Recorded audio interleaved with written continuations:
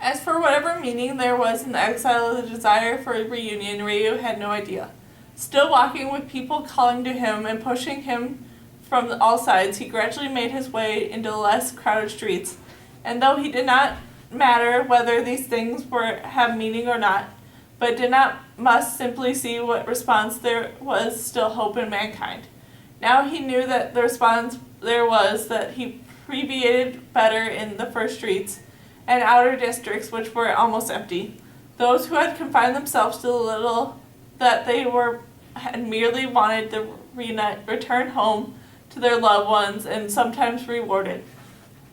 Of course there was those among who continued to walk around those towns alone, deprived from the other expected, happy too, but there were also that had not been twice separated. Like some people who before the epidemic had not been able to build their love in the first instance, but had over the years pursued and hard understanding that eventually binds together the hostile love. Those who were the ones who, like Ryu himself, had been rushed enough to count on time now that were separated forever. But there was still others like Rumpert, who that the doctor had left the very morning, in other words, contraged. Now the time proved you're right. These are the unhesitating reunites, the absence of love, whom, though lost, at least for the period of time would be happy. They knew now that if there was one thing that can be always desired, sometimes obtained, it is the human affection. For all people who, on the contrary, had looked beyond man to something that they could not even imagine, there had been no reply. True had appeared to reach the almost unattainable peace about which he spoke, but found it was only death. In the moment when it could be of no use to him, he contracted the other whims. Ryu saw that the doorstep of the houses, fading light, collapsed to one another, and with all the strength, and looked at one another in the enchantment of they had found that they wanted, and it was because that they had asked for only things that had depended on them. And Ryu, as he turned into Grants and Kotar Street, thought that it was right, and that time to time joy should reward those who desired the circumvented by mankind in the miscreant of the terrible love. This chronicle is drawing to a close, and for the time for Bernard Ryu to admit that he is the author. And before describing the last events, he would like to at least to justify his role in the point out that he tried to adopt a tone of objective witnesses. Although the period of plague and profession put him in the position to see most that he fellow citizens to observe the feelings, hence he was still well placed in the report that he saw that he heard, but he wished to do so with an unnecessary constraint. In general, he had been careful not to report more than he was able to observe, and not to ascribe to the compassion to the plague, although he was not necessarily theirs, but only that the documents will change the misfortune put in his way. Being called upon to bear witness to the events of the short of crime, he maintained a certain reserve, and the well-intravent witness should. But at the same time, he did not dissent the person should be deliberately took the side of the victim, waited to meet others, and his fellow citizens, and the basis only certain sees they had all in common were that they love a suffering in the exile. Those were not the anxieties that his fellow, and he did not share in the situations that were not his own. To bear faithful witness that he reported the chiefly acts and documents the hearsay, and that he personally had to say his own waiting in trials these that had passed over in silence, and he has used them. This is only to understand or make others understand his fellow citizens, and to give in the forms the precise possibilities, to what most of the time they had vaguely feelings. And to tell the truth, he had found the efforts the resounding quite undermanding, and he felt tempted to add something confidence and his own and the thousand voices of the victims. He was prevented by the thoughts and that there was not the only suffering, but that not at the same time as others, that the world where pain was so often solitary, this was an advantage, and consequently that he had to speak for all. But there is one of the fellow men, at least, for whom Ryu could not speak. This was the one whom Toru said one day to Ryu, his only true crime is that he's given approval in the hearts to something that kills men, women, and children. I understand the rest, but this is not something in which I have forgiven him. It is that the chronicle should end in the one whose heart is ignorant, which is to say, alone. When he had left the large boulevard noisily in celebration and was just about to turn into Grand Kotar Street, Ryu was halted by the line of guardsmen. This is not as he expected. The distant sounds of the merriment had made the particular district seem silent, and he imagined that the distracted and the tranquil, and he looked out his card. Impossible, doctor, said the guardsman. There are some madmen firing on the crowd, and say here, you might be needed. At that moment, Ryu saw Gran coming towards him. Gran knew nothing either. He had prevented from going past and learned that the shots were coming from his house. In fact, the distance say that they could see the front of the house guide at last the cool rays of the sun. Around it, the wide open space was extended to the pavement opposite.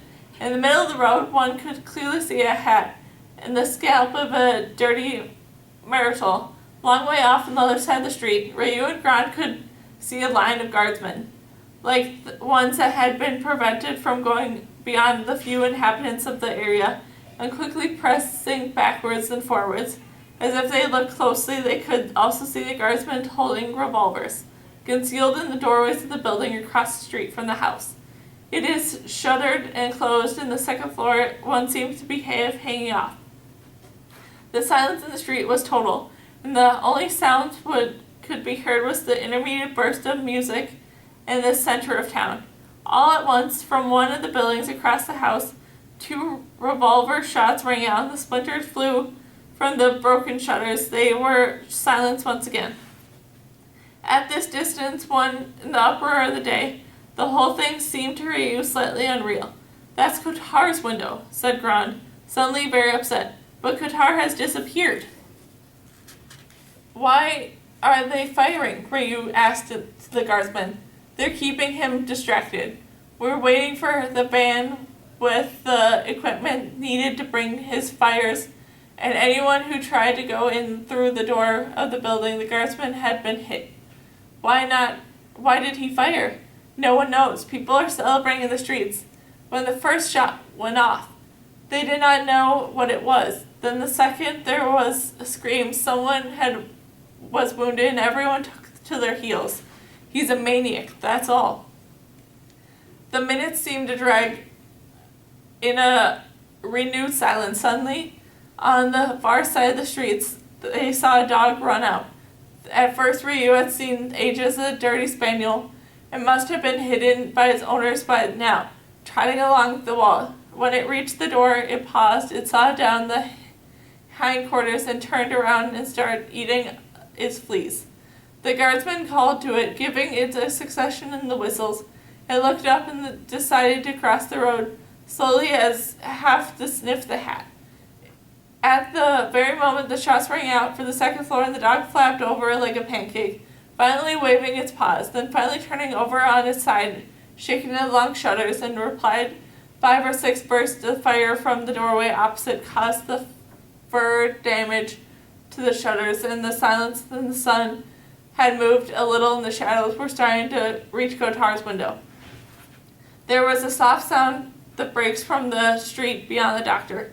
Here they are, said the guardsman.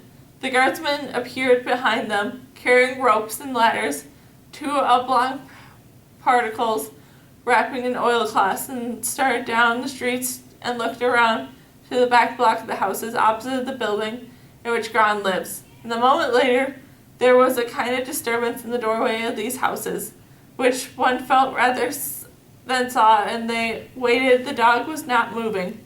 but it was now lying in a dark pool. Suddenly, from the window of the house occupied by the guardsmen, there was a burst of submachine gun fire.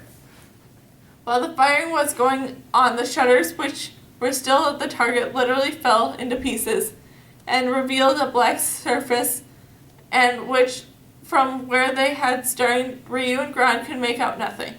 They were firing stopped, and another submachine gun opened up from a different angle in the house further away. The shots began surely going into the windows, since one round stuck off the splinters of the bricks. Same moment, the guardsmen ran across the road, disappeared into the front door. Almost immediately, 3 others followed them, and the automatic fire stopped.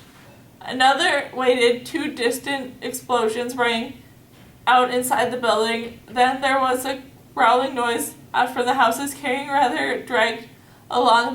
They saw the little man in the shirt sleeves giving out a continuous wail. As though miraculously, all the closed shutters in the streets opened and the windows filled with the curious onlookers. While the streams of people came out of their houses, they crowded behind the barriers. For moments they could see the little man in the middle of the road, his feet at last touching the ground and his arms pinned back by the guardsmen. He was shouting. The guardsmen went up to him and hit him twice. This is his fist, and hard as he could, deliberately, with a kind of diligent zeal. "It's Cotard," Gran stammered. "He's gone mad." Cotard had fallen over. They had saw the guardsmen lancing the firing kicks at the mass laying on the ground. They had confused, agitated groups began to move and make its way towards the doctor and his old friend. "Keep moving," said the guardsmen. Ryu looked over at the group passed beside him. Gran and the doctor left as the night was falling, and though the events had shaken the neighborhood out of the torpor, side streets began to fill once more with the celebration crowds. They had reached the house. Gran said goodbye to the doctor. He was going to work, but just before starting up the stairs, he added that he had written to Janine and that he was happy now. He stated that the sentence again. "I've cut out all the adjectives," he said with a sly smile. He raised his hat to a sentimentous gesture, but Ryu was thinking about Cotard. The dull sound of the fist thudding against his face staying with him that he walked towards the old asthmatic house. Perhaps it was harder to think about the guilty man than a dead one. And Ryu reached the old patient's. Night had already swallowed in the whole sky. From the bedroom you could hear the distant sounds of freedom, and the old man went on soaring his chickpeas with equanimity. "They're right to overjoy themselves," he said. "It takes all sorts." "And what's happening to your colleague, doctor?" "There could be explosions, but harmless ones. Children letting off firecrackers." "He's dead," said the doctor, listening to the grumbled chest. "Oh," said the old man, somewhat lost for words. "He died of plague," Ryu added. "Yes," the old man agreed after a pause. "Best to go, that's life, but he was a man who knew what he wanted. That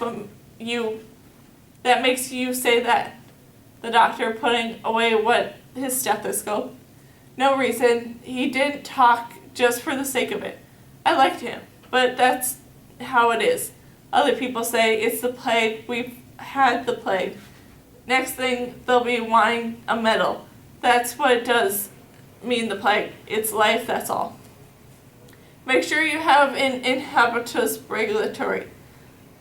Oh, don't you worry, I've got a long time yet.